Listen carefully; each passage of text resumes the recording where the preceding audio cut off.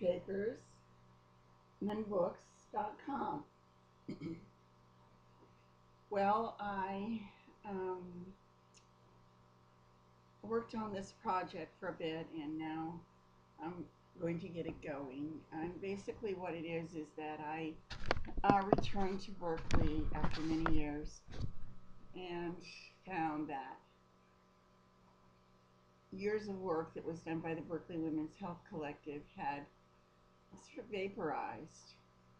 We had started one of the first healthcare collectives for women, which empowered women, taught women, and women took care of women. We were the people who gave you the mirror. We were the people who gave you the first book, Our Bodies, Ourselves.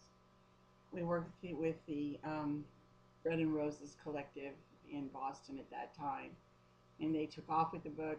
We just submitted chapters. Chapters came from the handouts that we were making for the first free clinic. That resulted in the first free clinic for women in the United States, and that was the Berkeley Women's Free Clinic. So these were fairly decent accomplishments for a bunch of college-age women, girls. In some way we were still girls.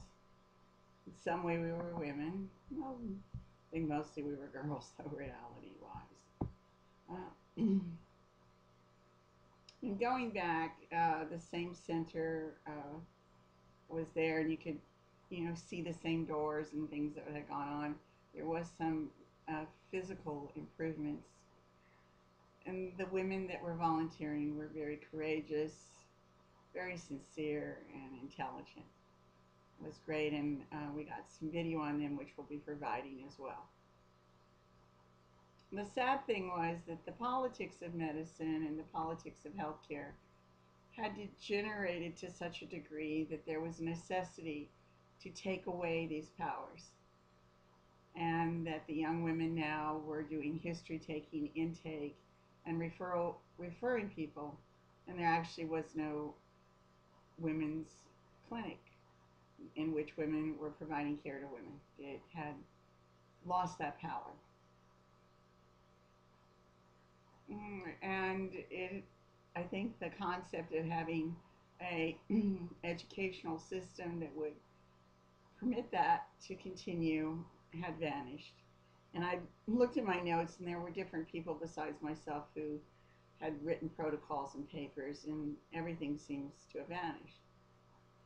I'll be looking for those materials and interviewing those women in the future, and striving to gather that all back and provide a foundation for the Berkeley Women's Health Collective and the Berkeley Women's Free Clinic, so that we can build it back into a truly active center.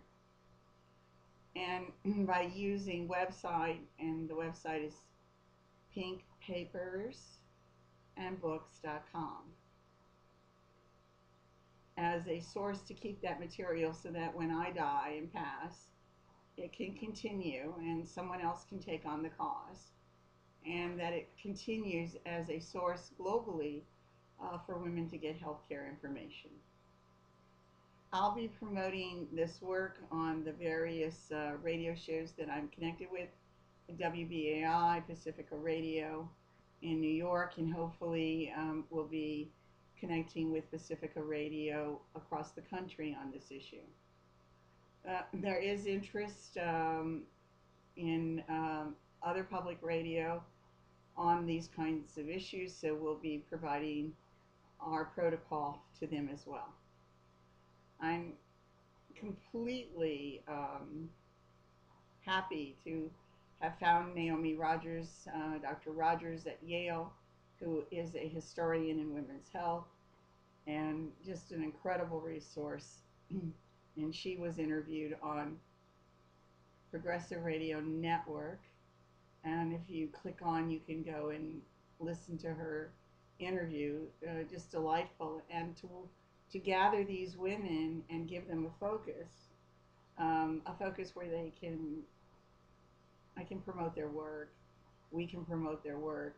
This is a non-for-profit concept, and we're just beginning. This is just the beginning of it. So progressiveradionetwork.fm is another resource for some of these shows for the pink papers, or what will be called the pink series. Now the pink papers are papers that are being written for young women, girls, older girls, girls who are believing they're women, who by their age they're women, but by moms like me, they're still our daughters, our girls.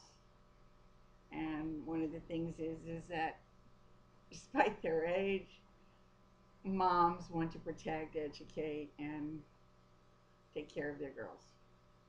So what the pink papers are themselves are educational materials that can be used anywhere in the globe. They cost a big dollar, $1 to download. And then what we ask the individuals who download these is to take them, copy them onto pink paper, and leave them. Leave them in women's bathrooms, leave them at women's centers across the world and the globe. Translate them into your language and write us to what other papers and topics you need, and also make comment on changing them and updating them, because this is an ongoing constant. So the pink papers are free papers, and hopefully we'll get some of the colleges to have these papers available. Hopefully some of the pink papers will land in the hands of men as well, or young boys, or older boys, or those ancient boys that we know about. It is a long-term project.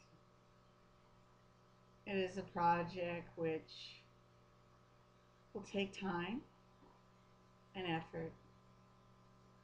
But what I've learned about feminist concepts in medicine is that the advocacy part, the complete informed consent and disclosure, are based in ethics.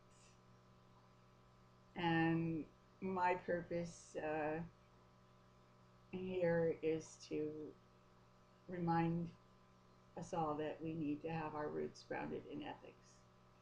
And as I tell the story of the Berkeley Women's Health Collective, both on air and programs, and also in the writings on the pink papers and books, there are tragic things that did take place.